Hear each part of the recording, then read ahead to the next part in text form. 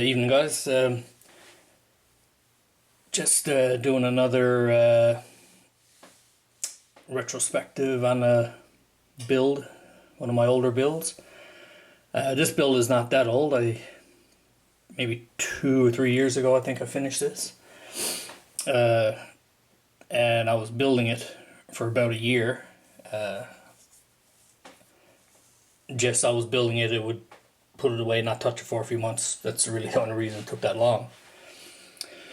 But as you can see, it's the charger from the movie Dirty Mary, Crazy Larry. I use the Revell charger kit for this. And on that note, I'll just say I would recommend to anybody who is building any type of a 69 charger, to whether it's a General E or Dirty Mary or just a stock charger, to definitely go with the Revell kit. Stay away from the AMT MPC charger, whether it's in the General E box or it's been re-released as a country charger, and I think there's another version of it. I've said it quite a few times, that is, in my opinion, one of the worst kits on the market. Total waste of money. And I can't even believe Round 2 even re-releases that kit. I mean, it just blows my mind. But anyways, a bit off topic there. So anyways, this is the Revell charger kit. It's a really nice kit. I'd say, in my opinion, one of Revell's better kits.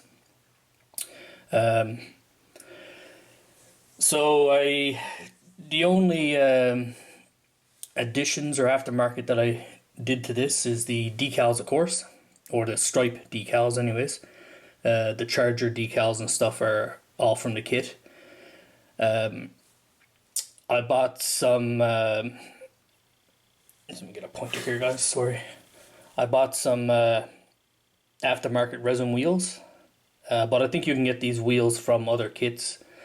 I believe the Starsky and Hutch has these in the kit, but anyways, these are resin ones. They were quite nice, actually. I thought the tires that came with the Revell kit were the Revell charger kit, they were a bit too small.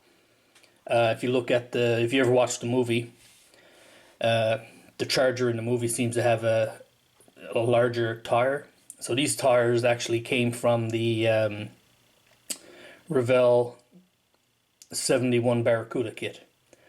They were a little bit bigger, but I thought they fit the model quite nice. The paint is from Scale Finishes, so I did quite a bit of looking on the internet trying to find out what color the car actually was. There were two colors that seemed to keep popping up. And just give me 1 second, guys. I'll grab the bottle here. I'll be right back. Sorry, guys. As usual, not always as prepared as I should be. So, like I was saying, excuse me. Like I was saying, I did a bit of online research to try and decide what the color was, and it kept coming back to these two colors.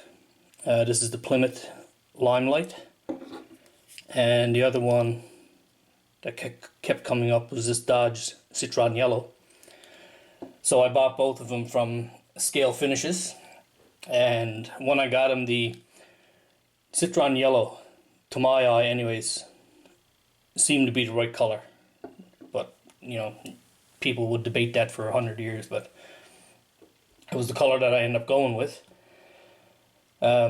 So the other thing, the Citron Yellow, this is actually a 1970 Dodge color, and in the articles and stuff that I was reading, it was mentioned that the car was painted specifically for the movie, or the cars that they used.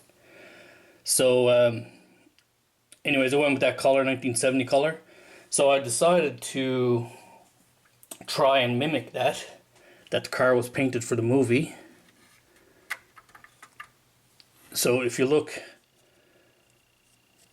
I basically went with the idea that it was a a red Charger that was painted for the movie. And let's go to it handheld mode here for a second. So you can see under the hood, it looks like it was a red car one time. As well, excuse me. As well, if you were looking behind the wheels, if we could, but unfortunately we can't. I have the overspray in there as well. Again, to try and make it look like the car was painted at one point. Let's give you a quick look at the bottom here. Not really much to see. It is weathered and dirtied. You can see as well some of the red coming through there.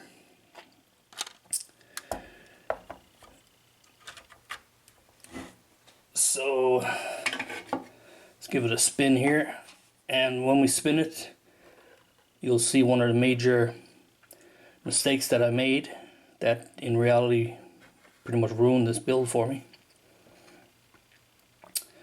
I did add the, again if you saw the movie, I did add the CB to the back seat with the wire and the antenna. This is another thing I don't like.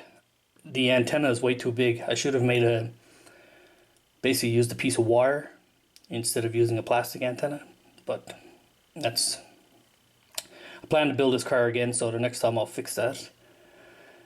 And then we come to the mistake, and it may be a bit hard to see in the camera, but it's hard to see anyways. There are no rear lights in this car. The reason being, the instructions for the kit, when I looked at the instructions, it looked like the lights were inserted from the outside, inserted in. Actually, they're not. They have to be put into the model from behind.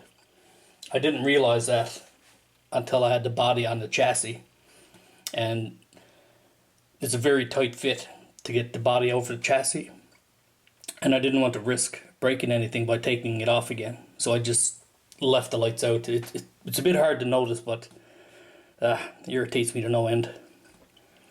So I have the Dan license plates on there as well.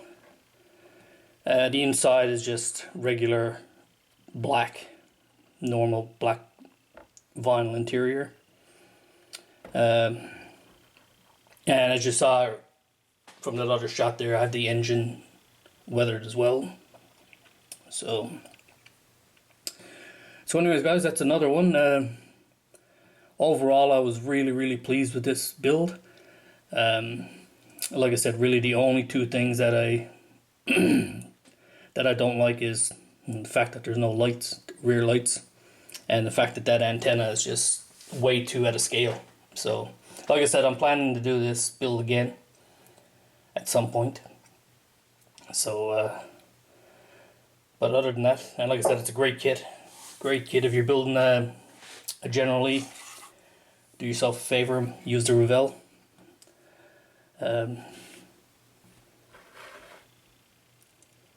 So yeah, that's another build from a few years back, guys, and you know, hope you're enjoying these videos, and as always, thanks for watching, and hope you stay tuned.